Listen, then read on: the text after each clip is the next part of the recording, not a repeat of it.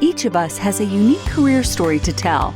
For some, these fly high like rocket launches. For others, they're more like the game of chutes and ladders, with advances and setbacks along the way. Either way, we learn countless lessons from these experiences. And that's what we put into the spotlight here at Career Sessions Career Lessons. Join discussions featuring a variety of guests sharing their stories of ups and downs, as well as the secrets of their success and what drives them to continue moving forward. We break down the tools and resources that will help you establish your dream career and realize your professional goals.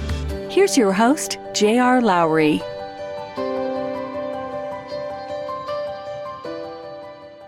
Hi, this is J.R. Lowry, and this is Career Sessions. Today, I have the honor of welcoming Jim Whitehurst, whom I have known since we met back in the day as section mates at Harvard Business School. He is the former president of IBM, and prior to that was the chairman and CEO of Redhat, which IBM acquired in 2019. Prior to taking over Redhat, Jim was the chief operating officer of Delta Airlines. He began his career at Boston Consulting Group, where he rose to the level of partner before joining Delta in 2001. Jim is currently a senior advisor to IBM and a special advisor to the private equity firm Silverlake. He is also on several boards of directors, including the board of United Airlines. He is also an advisory board member for Santander Bank. He's a regular speaker at corporate and industry events. He has a TED Talk to his credit, and he spent a year producing a management and leadership video series called An Open Conversation with Jim. He also wrote a book called The Open Organization, Igniting Passion and Purpose, which was published by Harvard Business Review in 2015. He served as a member and vice chairman of the North Carolina Economic Development Board, and in 2014, he was selected as a recipient of the North Carolina State Park Scholarships Program William C. Friday Award. Jim's a graduate of Rice University, where he earned a bachelor's degree in computer science and economics. During his undergraduate years, he spent time at the University of Erlangen-Nuremberg in Germany and at the London School of Economics. He earned his MBA from Harvard Business School. He and his wife live in New York City and have 2 college-age children. Jim, welcome. Great to have you today. I'm appreciative of your time. Yeah, thanks for having me. It's great to be here, and it's great to reconnect with you. Yeah, it's been a long time. It's been a long time since we've talked. So you have a career trajectory. In the intro, it talks about some careers taking off like rockets and others being more like the game of chutes and ladders. I think you're definitely more in the rocket category than in the chutes and ladders category. Maybe just, I usually start at the beginning, but maybe we could start in the middle. So you became CEO of Redhat back in 2008. You were there for 11 years. You had come from Delta. How did you make that transition from an airline job into, leading a tech company that was really in its growth phase? Yeah, well, that was an amazing opportunity that came my way, and if we have time, we could ultimately talk about that. But a board member from Redhat knew of me at Delta, and that's a long story, and said, you got to give this person a chance. And so first off, I've been screwing around with Linux for years, which is Redhat's main product, right? Just as an avocation. So when I first got a call, it was actually came from a recruiter. It was public. I was leaving Delta at the time, and he said, I'm not sure you've ever heard of this company, and they do this thing called Linux. And I, of course, said, well, of course I know this. I have used it at home. I know all about this. So, I'm a little more techie than the average, big company, kind of exec. But most importantly, coming into that situation, I would tell people, any situation, one of the reasons I took the role is I had a thesis of what I would do with it. So I didn't come in and say, oh, great, thank you for the job. Now let me go figure it out. Right. I spent time researching, kind of had a sense of what I thought the company was doing well and the areas where we could really do things differently and accelerate growth. And then once you kind of have that thesis, then it's about, and it's always this, it's about building a great team that can go execute that, because there are more things that I'm bad at than I'm good at. But one thing I think I'm good at is being self-aware enough to know what I'm good and bad at. And so then you hire, that's a beautiful thing when you have latitude to hire your own team, is you can hire for your weaknesses and build complementary strengths that in total can lead to everyone on the team being flawed, but the team itself not having a lot of flaws. And so I think we built a really, really, really good team and, executed into it. It was just a phenomenal, both honor and privilege, but also just experience to be able to be a part of that. Did you find that you had to change out a lot of the team when you got there? I luckily didn't. We had to make, I would call it tweaks. That's one of I think the big decisions that people have to make. And there are different people with different styles around that. So I know there's some people who come in and say, I'm going to change out my team because I want the whole team to either be loyal to me or I want the whole team to be who I've chosen and I can craft it exactly right.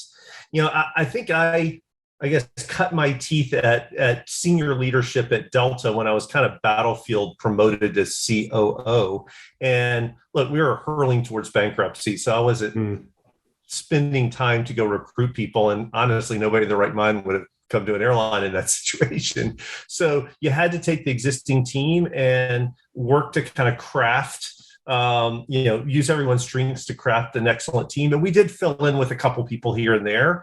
And I would say it was more that at Red Hat. We had a lot of components of a strong team. So I tried to take those and then made a couple of changes. I made a change in marketing and a couple others, but I would say 70% of the team was the same. And I redirected them some and worked to build a team out of it, tried to augment where I think there were weaknesses. But, especially coming in as a new leader to an industry that I wasn't a part of, to me, it felt like continuity, both in terms of culture, but also experience. I mean, how was I going to know who a great product person was in software? I'd never been in software. That it made more sense to take the team and try to get the best out of them and then observe where the gaps were and then just hire into those. And by the way, I'm still a big fan of that. I think that I know I was kind of forced into that or cut my teeth in that at Delta, but I do feel like oftentimes in a rush to say, I want perfect people, you end up changing people. And let's be honest, well, I'd say for myself, I'm not that great a hirer. And there's a lot of data that says a lot of hiring mistakes or a lot of hiring decisions are mistakes. I'd almost rather take what I know and work to optimize around that than especially hire 3 or 4 net new people and try to make sure those things work. Yeah. What were the things stepping into the CEO role from? I mean, you'd been a COO in a huge company prior to that, but what was different becoming the CEO for you?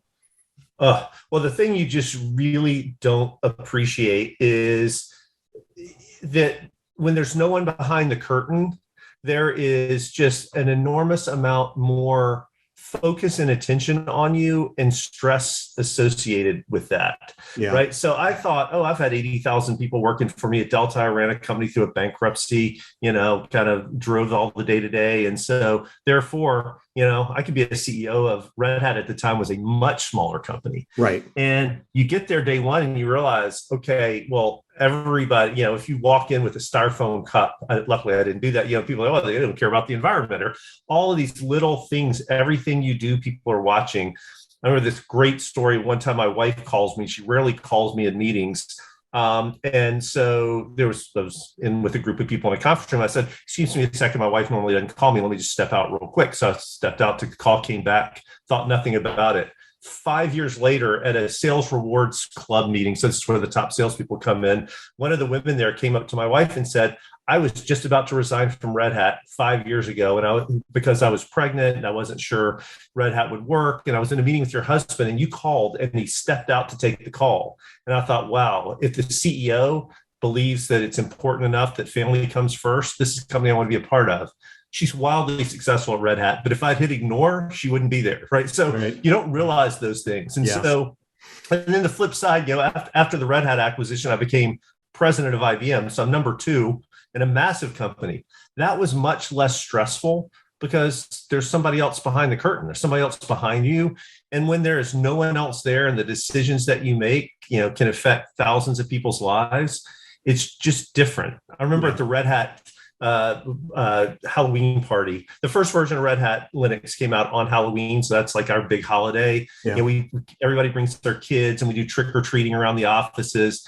And every year I would say it's a little bit stressful for me because I'm like looking at all these kids running around, their parents work at Red Hat, thinking, oh my God, all these people really rely on decisions that I'm making. And so it is different to be number two versus number one. And the last thing I'll say, you read a lot of articles about these CEOs who become completely arrogant and just flame out because of hubris. They do stupid things.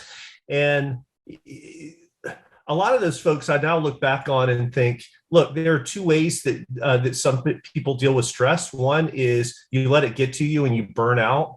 The other is you lock it away and just say, well, I'm going to convince myself I am so right all the time and I'm all knowing, that you become that arrogant. Yeah. I think a lot of people probably weren't that arrogant when they started, but it's a normal human reaction to just the level of stress you're under, is either let it eat you up or to say, I'm going to surf above it. And so to get the balance right, to stay humble, but not be eaten up by that stress is a really, really, really tough trick. And when I talk to other CEOs starting out, I tell them that it's like getting that middle model right, where you don't flame out because you just burn out, but you don't let hubris engulf you as a coping mechanism for all the stress. It's tough. You got to think really hard about that. Yeah. I always have felt like, people go down that arrogance path too, because, they're often surrounded by people who are afraid to tell them what they're really thinking, what they're worried about, what's going on in their personal lives. And so they don't have the feedback, that most people get, particularly when you have a boss. At least you're going to get feedback from your boss, but when you're a CEO, most of the time the board chair, if the board chair is an external person, or your external board members aren't there every day, so they aren't seeing you every day. And you lose that ability to get feedback unless you work really hard at it. Yeah, you do. And that's, a couple observations there. One is you're exactly right. And you have to push really hard on people, say, no, I really want to know. I will see it as a favor to tell me this. Don't, this is not going to hurt you. I got to know, because if you don't tell me, how am I going to know? So you also have to beg for that. Also, then, frankly, I think having a good, stable family life is helpful. So I always laugh and say, I have a wife, a daughter, a mother, and a mother-in-law, and none of them is ever going to let my ego get too far. But I do think, being grounded with friends and family or something outside of work, and then really, really emphasizing how important feedback is internally with your reports is critical. I used to do, and I made all my executives do this. I say made, most of them wanted to do it.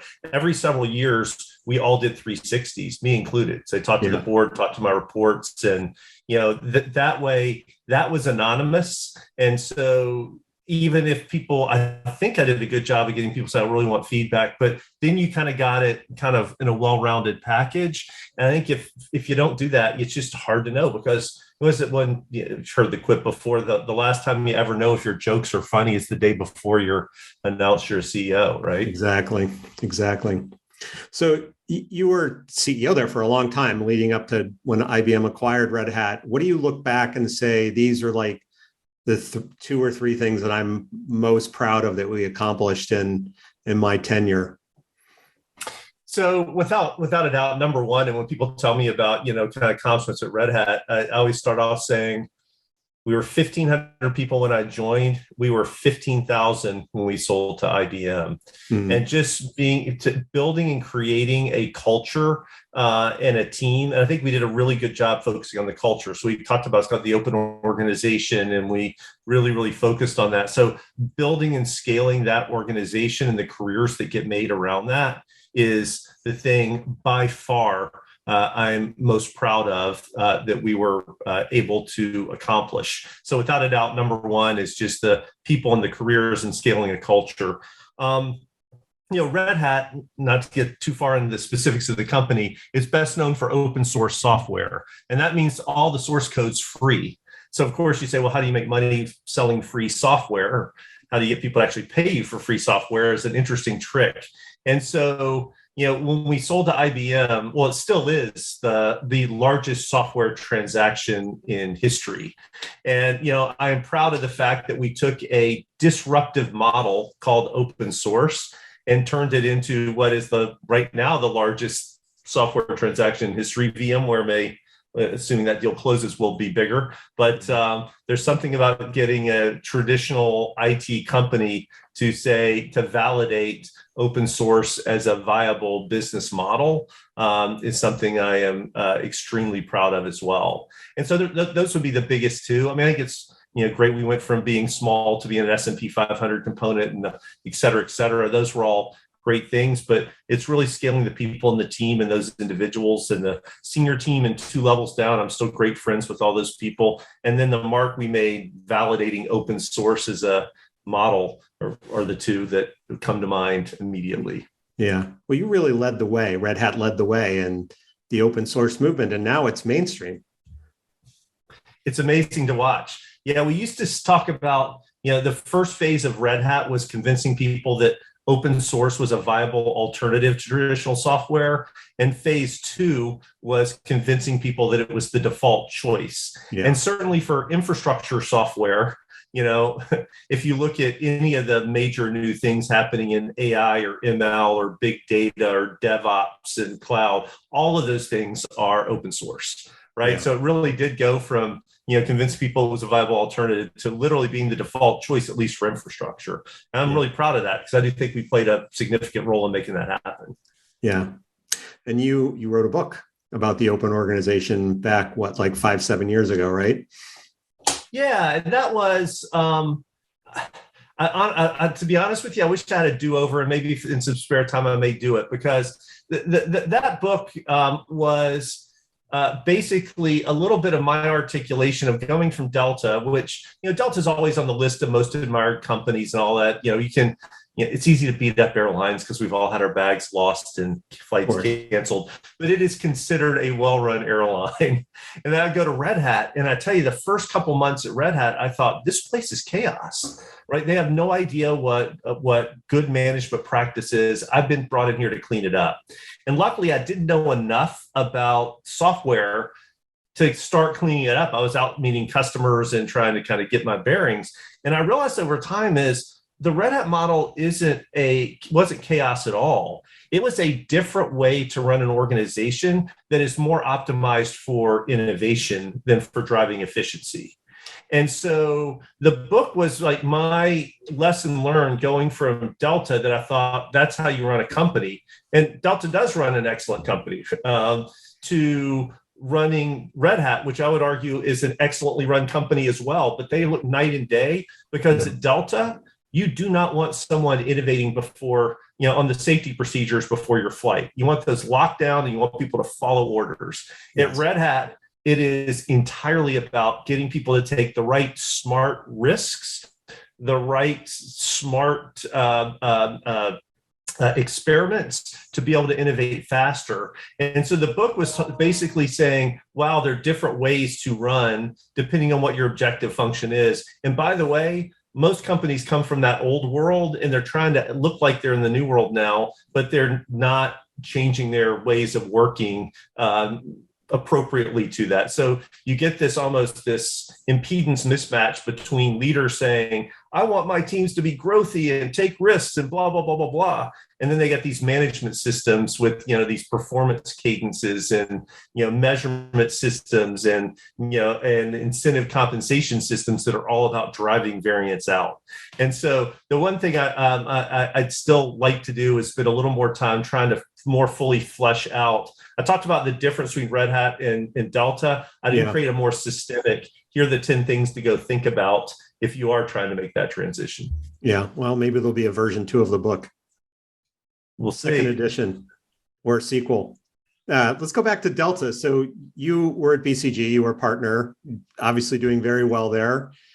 What led you to make the jump out of consulting? Were you actively looking to move from consulting, or was it just a situation where they came to you and made the proposal? Well, it was, I was very happy at BCG. Some of my best friends are BCG. My wife was way back when my office mate at BCG. So I have deep roots with the firm. And so Delta had approached me many times, and I always said no. And then 9/11 happened, and I was down at Delta on 9/11, and literally at noon, the CEO at the time, Leo Mullen, called me and said, I need you now to be my treasurer. If that job had just happened to be open, the prior person had left recently. Yeah. And so he basically said, Leo, I know nothing about being a treasurer. And he basically said, that's okay. Nobody in their right mind would loan us money now. I just need somebody who can be creative and help. Yeah. And so I literally became treasurer of Delta at noon on 9/11. And, I think it was a couple things. One is it felt patriotic at the time. Yeah. I did have a lot of feeling for the senior team at Delta because I'd worked with them for several years and had a real affinity there. Though also we were pregnant at the time with twins. And so my wife was due in October, and this was September. And so the idea of coming into a place where I knew everyone well, and they knew me well, and felt like a company that really, really, really needed help at the time, but also then not having to travel as much kind of all came together. So I joined as treasurer. I did that for a couple of years. There was a CEO transition, and the new CEO asked me to run the network, which is kind of where all the planes fly. And then a year later to be COO, which was, it had strategy and operations and network, had all that stuff under it. And basically, still can't believe it. I laugh, I say often is, now I was 35 at the time when he said, we want to make you COO. Now we knew we were hurling towards bankruptcy and would probably have to file in a few months. And say, I was so young and naive. I said, sure. Like no one I know now, it's like, would you ever take that job? But I didn't know. So I did. And it was, obviously one of the greatest things that ever happened to me. Yeah. I mean, even, you were there during a very difficult time, as you say, hurtling toward bankruptcy, but at the same time, I mean, COO of Delta Airlines at age 35. It's kind of hard to argue with that, even if you are going to have to work through a bankruptcy, right? Yeah, no, it was a phenomenal opportunity and a chance to go, get to do that. And, again, I thought I had a thesis of what we needed to do, which we put together the plan. Again, I come back to the thesis. If I didn't think I had a sense of what we needed to do, I'm not sure, again, I would have done it, but I had a good sense. And we put together the plan and convinced the creditors committee this was the right plan and raised the debtor in possession loan and basically executed the plan. And luckily it worked. So it was a phenomenal opportunity. It was more fraught with risk than I was probably willing to admit to myself, because it was extraordinary to get an opportunity to do that, and an incredible learning experience for me. Sure. Incredible. I remember there was an article, I can't remember what magazine it was in at the time, that was just talking about how you really earned a reputation within the company. You were out talking to employees all the time and just had a reputation for kind of telling it straight, while the company was going through a very difficult period, and that you earned a lot of credibility with employees. Was that something that you feel like you're naturally good at, or was it something that you had to work to develop? I think there's a little bit. I think I'm naturally. I'm a little bit of a geek, and so I do love strategy and I like talking about it. And so I think part of that just comes naturally to me, and I'm probably talk too much. But then, just dumb luck. Right after the bankruptcy, I was asked to go over to a break room at the Atlanta airport for the night shift mechanics. And, it was kind of unplanned. And so I got there and I didn't have anybody who had scripted what I was going to say. And it's like right after we filed. Yeah. And so I got all these mechanics looking at me saying, well, what am I going to say? Yeah. Well, I just started going through and saying, well, let me tell you the plan. And which is what we've been telling, the creditors committee and the debtor in possession lenders and all those other people. And it was complex, right? It was moving wide bodies, out of domestic to international and reconfiguring and down gauging and all this stuff. And these mechanics are just sitting there for 30, 45 minutes. And when I finished, they started asking really intelligent questions around, well, does that plane have the galley capacity to do that? And do we have the right number of wide body gates if you're going to, all these kind of questions, rather than, well, how long before, my medical benefits change, or what's this, and it got around the airline very quickly by the next day. Really? That I'd been there doing that. And so then I just started doing that. And what I found is people really, really wanted to know what they were a part of. And it's one of the things I've talked about ever since and done at Red Hat. There's a sense among many executives that just need to know, like, I know the strategy, I'm going to go tell you what to do. versus making sure everybody knows the strategy so they know what they're a part of. And that creates an intrinsic motivator that's huge. Yeah. We went from last to first in on-time performance among the major carriers during the bankruptcy. And I'm totally convinced it's not like we had some brilliant change in operations, right? I'm totally convinced that was because everybody knew the overall strategy of the company. And we told people being on time is how you can help us run a quality airline and get us out. And so people went above and beyond. And that's, I call it later on, like flipping the ambiguity pyramid. Most people say the strategy can be ambiguous as long as you crisply understand your job. Yeah, I'd flip it around and say, you want everybody to crisply understand the strategy. Let how they're doing their job be a little bit ambiguous so they have agency and control to kind of shape it a bit to do what they think is best, because they probably know better than you anyway. And so that was a lesson learned that it was so effective. I just kind of kept doing it. So whether I was good at it or I learned to do it because of that, there was a little bit of both in there. But I did that at Red Hat. Early on, did a survey when I first got there, and most employees said they didn't quite understand our strategy. Well, by the end of that year, people did, and we spent a lot of time on laying it out and communicating it and surveying that question every year. And I think it's just so important for people to be engaged to know kind of what direction we're all rowing and why. Yeah, the why really matters. You can't emphasize it enough. I mean, it really, more than the what and the how, explaining to people like, why are we doing this?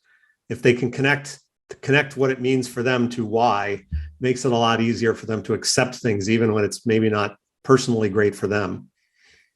Yeah. And, Delta was very simple. During the bankruptcy, we didn't have time to go, hire a consultant and do a big, purpose study. We said, we're not going to let this fail on our watch. Yeah. Right. Delta's an iconic company in the South. And, a lot of the people there's parents work there and want their kids to work there. It's like, we're not going to let this thing fail.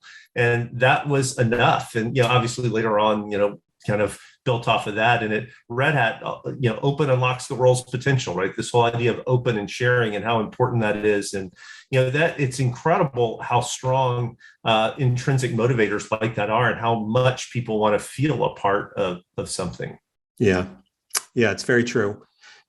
So just thinking about your transition from Delta to Red Hat, you ultimately decided to leave Delta when they went in a different direction for CEO, which I was describing before we started recording as like the ultimate bet in yourself to walk out on a COO job where you've got 80,000 people working for you.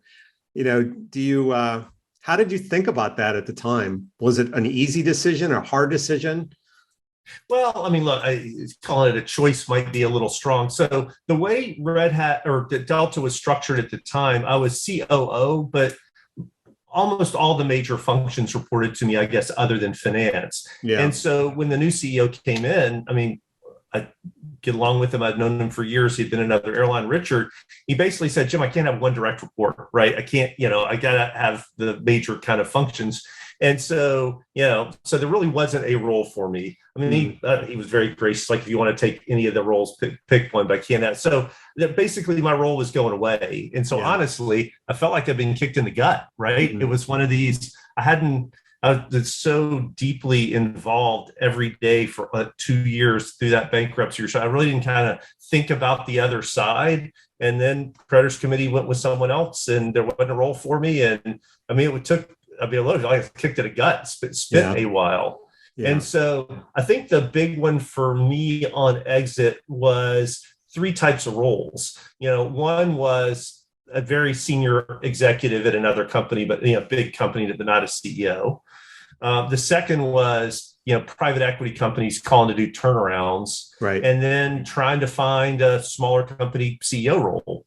And I just doing another turnaround. We had to lay off so many people when I was at Delta, and it was painful. Yeah. And so I had zero desire to do turnaround things at all. So it was really looking at the other 2. And, I kind of get to the point, it's like, I've been close to number 1 for a long time. I want to show that I can go do it. And so Red Hat took a chance on me, given I was an airline person going into technology. And but it was a little bit of a bet of I thought I could go do something, and Red Hat gave me the opportunity to do it. It was a great situation to go into, given what we talked about earlier in terms of just where they were in their evolution and, the whole idea of open source and, the movement that they were starting. Yeah, but I would say there, and this is one, I guess, lesson learned for me is a lot of people when I first did it said, wow, had 85,000 people working for you, huge thing. You could go run big divisions, be, next in line to be CEO of these big things. And Red Hat at the time was what, $400 million, $450 million in revenue, 1,500 people, wasn't that big. Right. But, finding something, as my wife said after I talked to the CEO when I came in, she said, I haven't seen your eyes light up like that in a couple of years. Yeah. And that's when I kind of knew it was right. It's like, pick a role you can get passionate about and you're excited about, rather than what looks like the right logical next step, and then go make it successful. And if you're successful, new doors open. Yeah, and they did. Long run there. I want to come back and talk about the acquisition. When IBM approached Red Hat about the acquisition, how did you and the board kind of work through that process? Yeah, well, I can answer. I talk about the board. I can talk about me personally a bit in that. So I was not expecting it. I get a call from Jenny, who I knew. We'd seen each other before. We'd done things before, and said, "Hey, if you're in New York such and such a week, let's grab breakfast." And I said, "Great." So we got together, and she slides a term sheet across the table. And it's one of those ones where you really have to tease two things out of a situation like that. One is like, what's best for you personally, and then kind of what's best for the company. Because, Red Hat at the time was, and still is, very, very successful. Things are going well. When you're a CEO who's kind of taking the company, 10x'd it in terms of, right, revenue, market cap, et cetera, board's generally pretty happy with you and kind of lets you run and do your thing. So life was good, right? Everything's going along well here.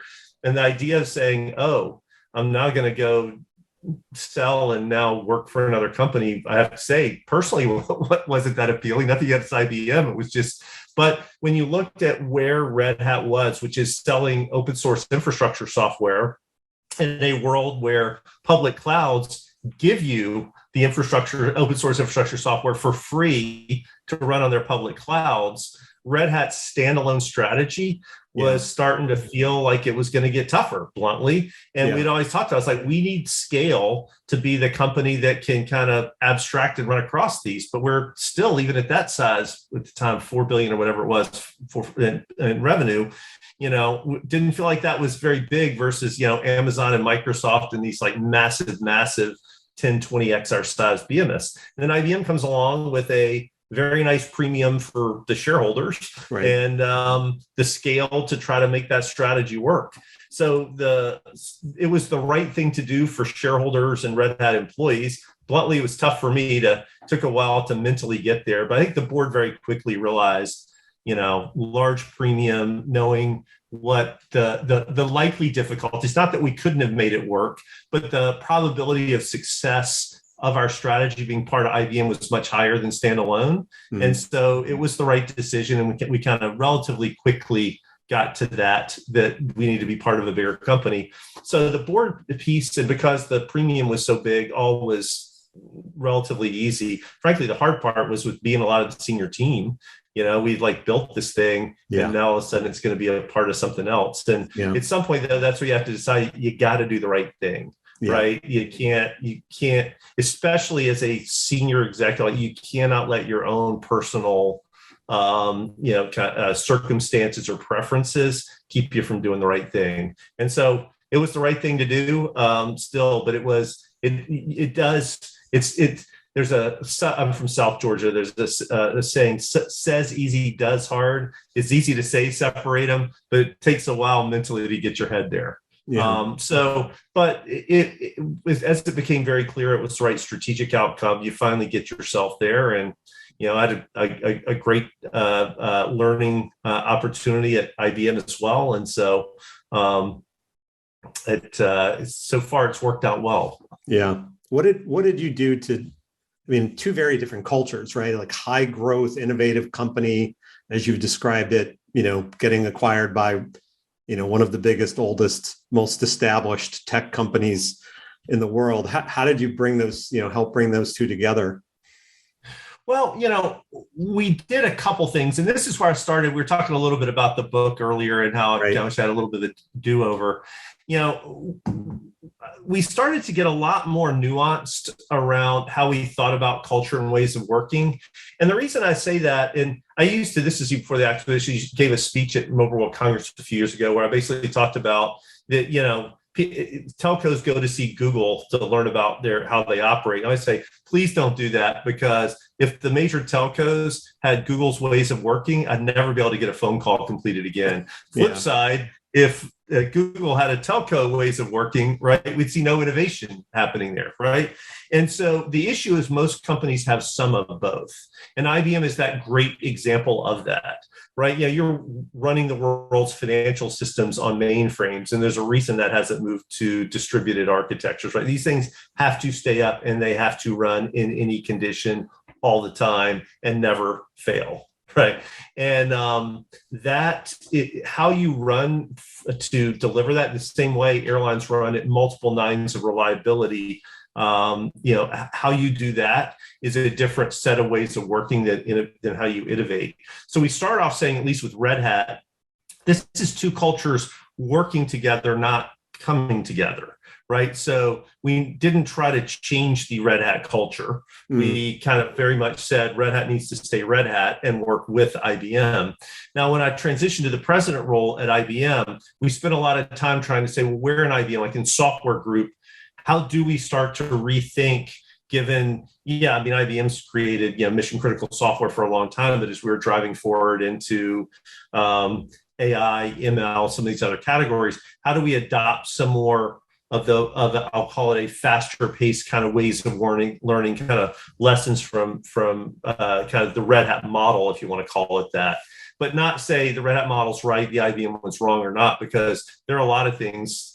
And I don't know, I always hate to even say innovation versus efficiency, because it even becomes the kind of innovation. So if you're trying to build a quantum computer, you need, a whole set of work on microwave, electronics to come together with the right refrigeration stuff 2 years from now to come together. And so that requires a level of planning. So I start if you're trying to drive a future state versus seek a future state, how you build management systems for that are different, right? Yeah. Driving a future state could be, I'm going to drive variance out, but it could be building a quantum computer requires that kind of level of precise planning, where a lot of software is much more about seek future state. How do I experiment? How do I try and work my way there?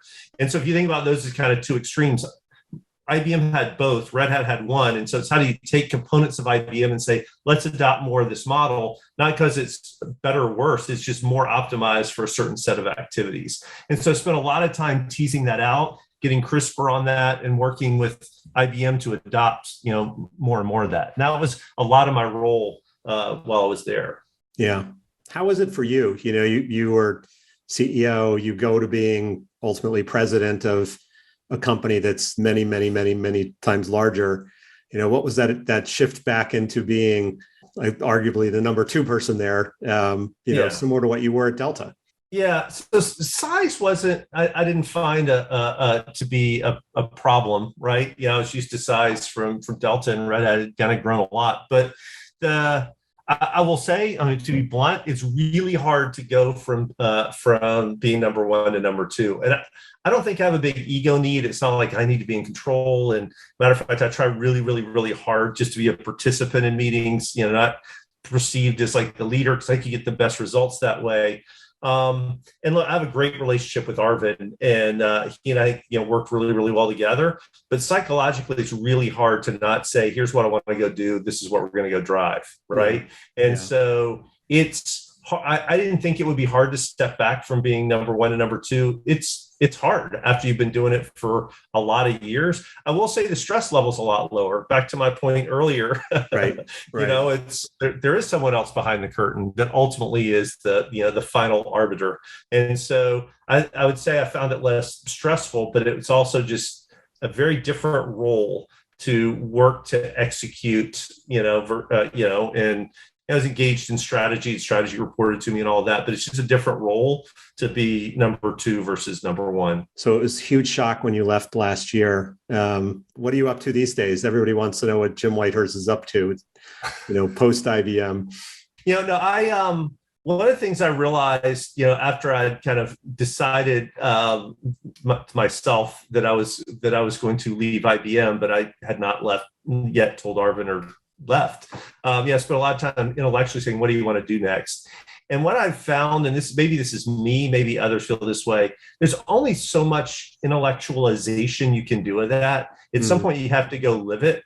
And so I finally decided, you know what, I'm going to take a year off and I'm going to experiment with a lot of things and see what I enjoy and see if I want to keep doing one of those more or jump back into being a CEO. So I'm doing several boards. I mentor a couple of younger CEOs, and I love doing that and working with them and working to make them successful. I've gotten much more involved in several charities that where I've been able to take on bigger roles.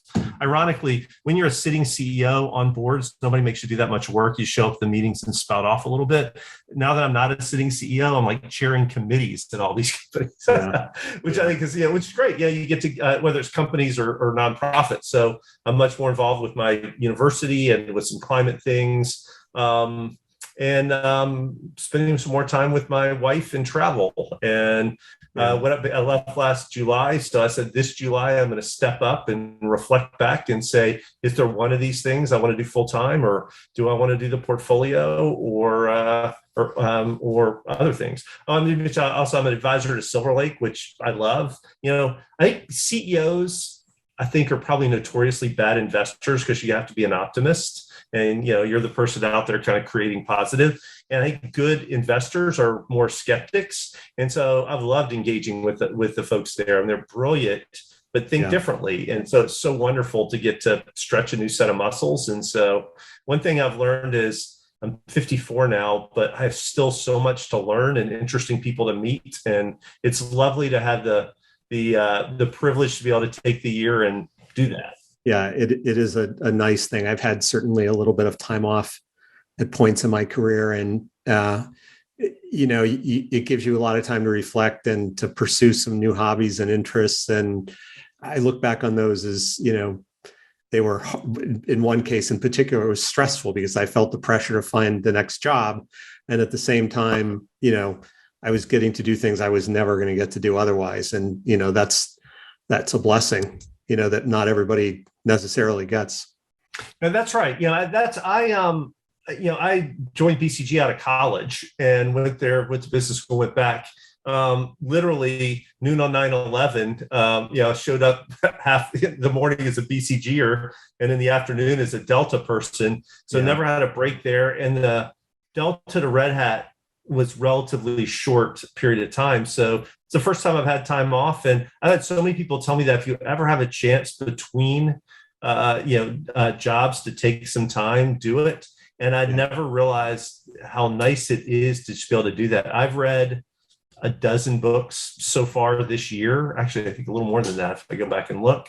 I'm doing photography. I have, honestly, just spending more time talking to, my kids and my mother and friends that I'd kind of fallen a little bit out of touch with.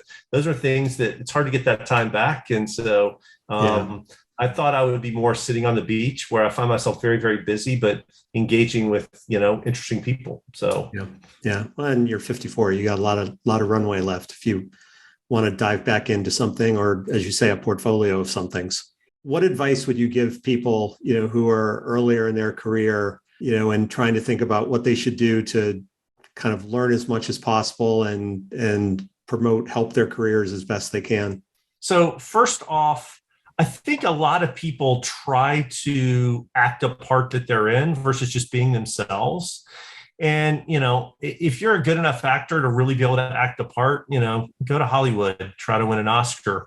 I found that being able to say, I don't know, or I would really like to learn that, or I made this mistake is disarming for others. It actually builds your credibility with people because they're saying, okay, this person is comfortable enough with themselves to say they don't know, as well as I do think human beings interpret insincerity in very sinister ways. And if insincerity is like, I'm trying to act this part because I feel like I need to be this way, people look at that and say, nah, that doesn't seem authentic to me. They must have an agenda versus, hey, maybe they're just, nervous or uncomfortable. So be yourself. And related to that, I ended up, went from treasurer to running, the network at Delta to ultimately COO. And you say, well, how did a treasurer get to do that? Well, a lot of us is curious. So went to lunch with the person who ran maintenance and, grabbed coffee with the person who ran, flight ops. And, and over time, I just was so curious with how things worked. I talked to enough people that it almost kind of became, oh, yeah, Jim's kind of around. He kind of knows a lot of this stuff because he's been around all the various areas where actually I'd only been in the company a few years, but I just spent a lot of time being curious and learning more and more and more. And I think the flip side is it wasn't like people didn't want to have coffee. The guy ran maintenance was pretty saying, like, what does a treasurer do? Now, why, what? So, those were good conversations to have. And I think that curiosity matters a lot. And the final thing I would say is just, again, back to, we talked about it before, is when you have people working for you, really, really thinking hard about, I call it creating the context for them to do their best work versus being so directive. You'll get better people to work for you. They will do better, which means you'll do better. And that's probably the single biggest lesson I learned. I go back to that night where I didn't know what I was going to say to mechanics at Delta. Yeah. And so I spouted off the corporate strategy. That was probably the most impactful, night in my career. And that kind of changed the way I thought about how to lead. And it's made a huge, huge difference. It sounds like it really did. You talked about reading books. Any books you want to recommend before we sign off?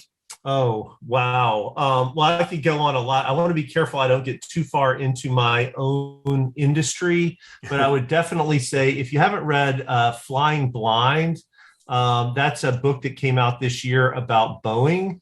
I thought that was just a phenomenal book, just talking about how a culture can kind of come apart with just a few years of leadership, kind of more focused on, profits than on what's core about the company. By the way, I should say on that, I think great companies are product led, and that can be a product. Or what I mean, they're built around what am I delivering, and you have to have great sales to go with it, and you ultimately have a financial model. But as soon as you get away from that core of what's the product, that's a problem. And I think Flying Blind, which came out this year, was a great one. I thought Empire of Pain, again, that's a book about the Sacklers and Purdue Pharma. Great book if you haven't had a chance to read it.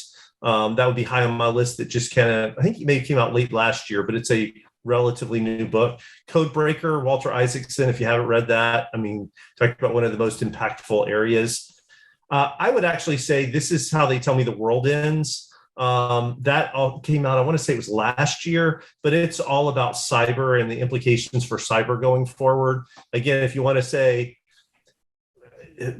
CRISPR and crypto and cyber and security, probably three mega trends we should all know about. I haven't read a good crypto book, but I would throw those on there. And then I would say, if I throw one more out there, How to Avoid Climate Disaster, is the Bill Gates book. I'm spending much, much more of my time philanthropically and professionally around areas around climate. And that's where I've gotten to the point of, I've been fortunate and I have some time to give back, and, I want my grandkids to be able to breathe. So, that would be my quick list of relatively recent books, at least out in the last 18 months. Yeah, that's great. That's a great list. All right. Well, Jim, thank you. This is great. There's so much more we could go into, but I want to be respectful of your time. Thanks for making time. It was really good to reconnect and catch up on things and hear what's going on with you. Well, this is great. Thanks so much for having me. It was it's an honor. I know you've had some great people on, so it's an honor that you asked. So I appreciate being here, and I really enjoyed the conversation. Great. Well, have a good rest of your day, and I look forward to seeing you at some point soon if we're in New York at some point. It was great to have Jim as a guest today. If you're ready to take control of your career, visit pathwise.io. If you'd like more regular career insights, sign up on the website for the Pathwise newsletter and follow Pathwise on LinkedIn, Twitter, and Facebook. Thanks and have a great day. Thank you for listening to Career Sessions, Career Lessons. We hope the nuggets of wisdom shared today help guide your path to the successful career of your dreams. This podcast series is part of Pathwise.io, which is here to help you live the career you want. We provide a comprehensive mix of career and professional development events, insights, tools, and exercises backed by a group of leading coaches and other career management experts. If you aspire to something more or just something different in your career, join us at Pathwise.io. You can find us on LinkedIn, Facebook, and Twitter. See you again on the next episode.